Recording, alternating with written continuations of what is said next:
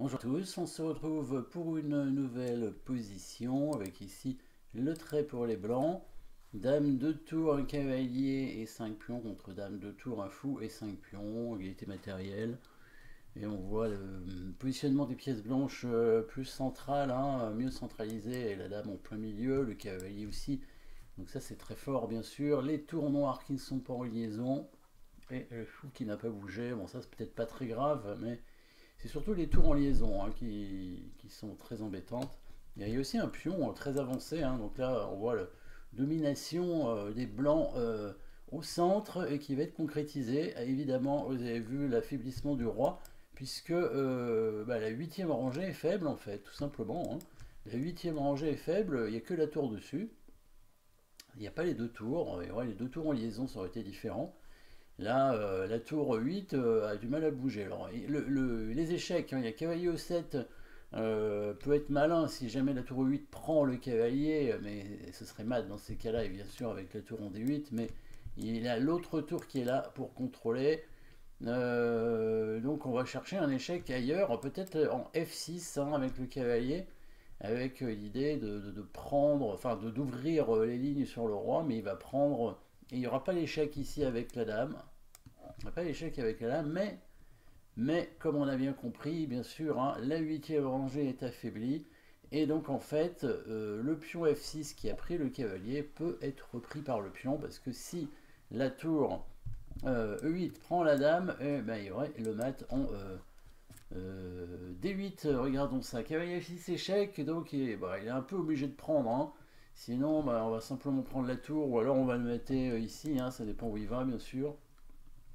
Mais on va prendre la tour s'il va en F8, et après on devrait réussir à le mettre assez rapidement, hein, sans cette tour qui défend.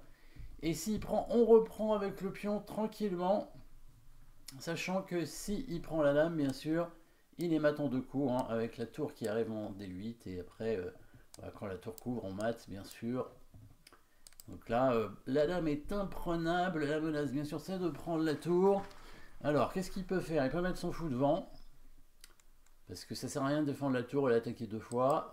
Il peut mettre son fou devant, mais bien sûr, le fou est cloué. Hein. Donc, dans ces cas-là, on va simplement le mettre avec la dame comme ça, en G4, hein, suivi du baiser de la mort, avec dame G7 s'il bouge son roi, évidemment, et s'il prend la dame, comme toujours, le maître du couloir avec la tour qui prend ici. Dernier coup, c'est le coup joué dans la partie apparemment. Tour F8, et oui, il vient se cacher dans un petit terrier avec la tour. Là, le coup le plus simple, c'est ce qui a été joué. Peut-être qu'il y a d'autres coups hein, pour gagner.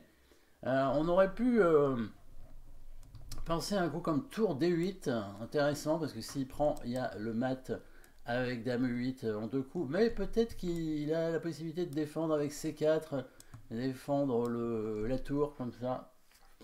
Bon, ça va être gagnant quand même. Hein. On va prendre le fou avec la tour et on aura un échec ici après, hein, assez facilement en fait. Hein. Donc, même tour D8, c'est un bon coup. Hein. Je pense que ça, il n'y a pas de souci. De toute façon, il n'y a, que C4 pour défendre. Hein. Je ne vois pas ce qu'il veut faire. Donc, il a une contre-attaque incroyable, mais non. Donc là, la menace, c'est simplement de prendre. Alors, peut-être que maintenant, fou E6, tiens, c'est possible. Peut-être que maintenant, fou E6 est suffisant pour tenir contre un mat. C'est vrai qu'il n'y a pas de mat immédiat. Ça a l'air d'être compliqué pour les noirs quand même, mais ça peut tenir. Bon, la façon la plus simple de le mater, c'est de venir en fait avec la dame pour faire le fameux baiser de la mort en G7. Hein. Donc il va venir en F4. Hein. Peut-être on peut venir en E5 aussi, mais en F4 c'est peut-être un peu mieux parce que comme ça. Si, comme ça, on a deux options. On a aussi dame G3. Ah bah non, dame G3, on peut pas parce qu'il y a la dame. Donc l'idée, c'est que sur H6, en fait, on peut prendre le pion tout simplement. Et après, mater en G7, c'est imparable.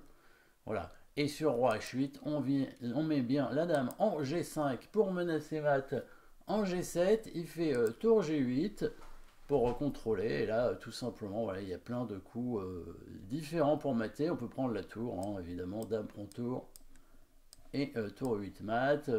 Qu'est-ce qu'il a fait dans la partie? Il a joué tour 8 tout de suite. Voilà, bon, ça change rien.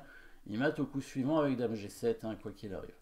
Donc ici, la huitième rangée est faible. En fait, attention hein, à la liaison des tours. Hein, c'est vraiment très important pour bien protéger la dernière rangée. Hein. Ouais, il aurait un pion avancé en H6, peut-être c'était différent évidemment. Hein, si les noirs avaient déjà joué H6, il n'y aurait pas cette combinaison, bien sûr.